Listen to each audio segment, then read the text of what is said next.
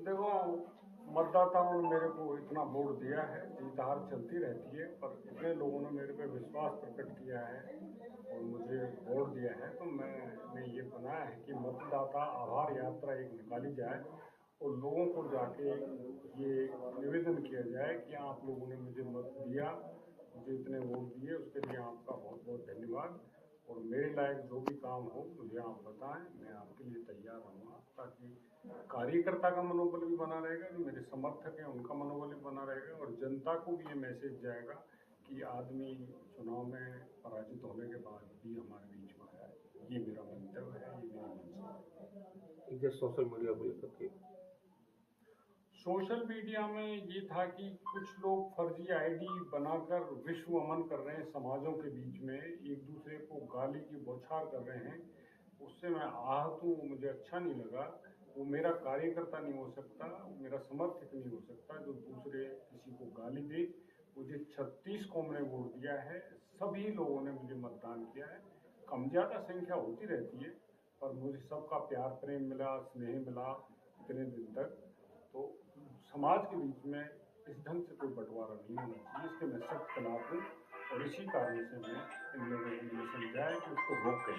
Sir, परिणाम के बाद में डॉक्टर गिरिलाल मीणा जी ने एक ट्वीट किया था जिसमें कहा था कि मेरे लक्ष्मण जैसे भाई पर कुछ जयचंदों ने शक्तिबाण लगा दी। हाँ, तो उनका है कि भाई किसी ने भितरघात करके और मारा है चक्रव्यूह में फंसा के। तो अब तो वो उस पर स्टडी विश्लेषण कर रहे हैं, सारी वोटर लिस्ट, वो मतदाता की जो संख्या है उसको प्रत्येक बूथ से वेरीफाई कर रहे हैं कि किस ढंग से कहाँ किसने क्या किया। एक दूसरे पूछ रहे हैं, तो वो तो उसके परिणाम आने हैं भविष्य के गर्भ में है कि किसने वार किया है, किसने चक्रव्यूह में फंसा के मारने की कोशिश की है, तो वो तो बात आ जाएगी। तो उनका इतना बड़ा कद है और उनका इतना बड़ा औरा है कि वास्तव में उनसे हाथ मिलाने में अच्छे अच्छे धर्राते हैं, तो फिर चांद सितारों की तो औकात ही है। सही कहा। कौन है चांद सितारे? वो बताएंगे कौन किसके लिए।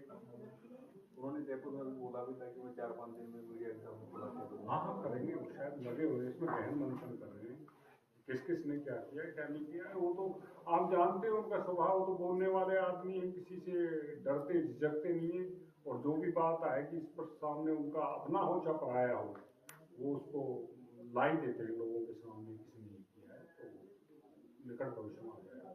सर, उनकी बड़ी एक पीड़ा ये रहेगी भाई आप लक्ष्मण जैसे भाई मान लो उन्होंने बहुत मेहनत की फिर भी वो चुनाव में मेहनत। हाँ, मेरी समझ में उन्होंने अपने किसी चुनाव में इतनी मेहनत नहीं की, मैंने जो देखा है जितनी मेहनत उन्होंने चुनाव में की है। मैं लक्ष्मण स्वरूप उनके साथ रहा हूँ, तो उन्होंने अपना दायित्व समझा कि भाई मैं इसको एक बार राजनीतिक सफलता दिलाऊं। इसने राजनीति के कारण वीआरएस लिया था, उन्होंने प्रयास किया, प्रयास करते हैं लोग अब कहाँ। लेकिन मैं एक लाइन में ये कहूँगा आपको, ये हमारे विपरीत नफरत और ईर्ष्या का वोट डला है और उस नफरत और ईर्ष्या में पता नहीं क्या क्या छुपा है, तो उससे कैसे पार पाया जा सकता है। सर, एक सोशल मीडिया पर आपने भयंकर वाली गाली वगैरह निकाल रही है। मैंने आज मीटिंग इसीलिए बुलाई है कि भाई ये गाली गलौज कौन लोग कर रहे हैं, फर्जी आईडी तैयार करके ये हमको भविष्य के लिए टारगेट कर रहे हैं कि फला जाति या फला समाज इनके खिलाफ हो जाए, तो उन आईडी जो बना रहे हैं उनको पकड़ा जाए, उनकी बात का जवाब दिया जाए, लोगों के सामने सही बात को लाया जाए। यही मीटिंग बुलाने का कारण था। वो ऐसी गाली गलौज देखकर सुनकर सोशल मीडिया पर मैं भी आहत हूँ, इसी कारण से मीटिंग वो ऑडियो भी वायरल हो रही है। वायरल हो रही हैं, अब उनको देख रहे हैं, हम लोग देख रहे हैं कि क्या रिजल्ट निकलेगा, कौन सही है कौन गलत है। ऑडियो गलत भी हो सकती है, सही भी हो सकती है, तो इसका आपके सामने रखेंगे, विश्लेषण लेके आएंगे। ऑडियो को सुनकर आपको पहले मन में क्या हुआ कि भाई ऐसा भी हो सकता है? नहीं, ऐसा नहीं हो सकता। और मैं तो बहुत ब्रॉड माइंडेड आदमी हूँ, मैं ये भी जानता हूँ कि लोग फर्जीवाड़ा भी करते हैं। इसलिए जब तक किसी चीज़ की पुष्टि नहीं हो जाए, आप आश्वस्त नहीं हो जाएं कि ये बात सही है या गलत है, तब तक आपको किसी पर उंगली नहीं उठाना चाहिए, आक्षेप नहीं लगाना चाहिए। ये मेरे विचार से बहुत गलत बात। राजनीतिक भविष्य क्या देखते हो? राजनीतिक भविष्य तो अपना सदा से उज्ज्वल रहा है। अब भी हम हार के जीते हैं, कौन कहता है हम हार गए?